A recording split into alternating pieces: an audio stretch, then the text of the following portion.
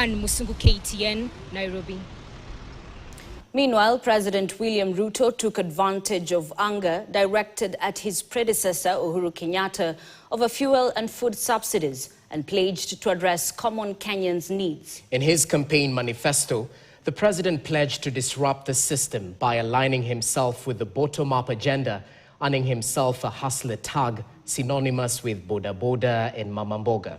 Has President Ruto endeared himself to this class? Well, Esther Diana interrogates.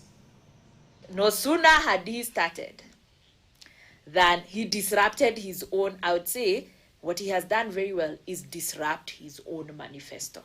As the country takes stock of President William Ruto's time in office over the last 3 years, Kenyans have questioned whether he has lived as per his manifesto. Critics of his administration opine that he did not disrupt the status quo, but only disrupted his own manifesto, which is the author. What he believed to be his greatest asset of being an outsider of the political establishment and avid student of the previous administrations dragged him into a never-ending pursuit of attempting to erase the legacy of his predecessors.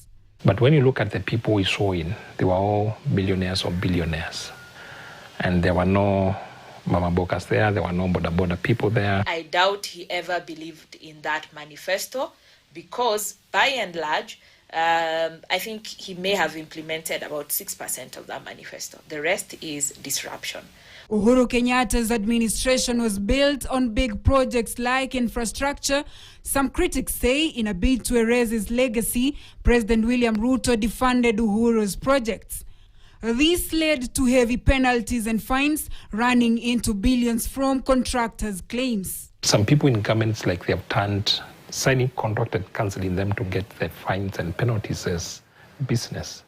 So it appears it's like a deliberate business that people have cut a niche. In his quest to endear himself to the people, he assured that he would hold his predecessors accountable, be guided by the rule of law alone, and follow the constitution to the latter. He pledged that children will not be killed and that abductions would be a thing of the past. Critics aver that Kenya has seen significantly higher per year killings of protesters. The president also promised to handle the issue of debt by not borrowing more. We have borrowed over 3.5 trillion Kenya shillings in 3 years. President Kibaki borrowed 1.2 trillion in the entire 10 years he was president. Even with this, the president appears to be content with his leadership and transformation agenda. I have combined all my predecessors, you know. I have the courage of Jomo, I have the understanding of Moi, I have the education of Kibaki, and I have the plan we shared with Uhuru Kenyatta. I have no excuse. You do everything that you had purported to want to clean up, but you compound it. The tragedy is everywhere he's been involved, and everywhere he is, we are seeing scandals later. From outrageous budgets to expensive empowerment programs and the reckless cancellation of projects, critics say that what the president anticipated as a disruption is a complete disconnect from the established rules of development, economics and logic.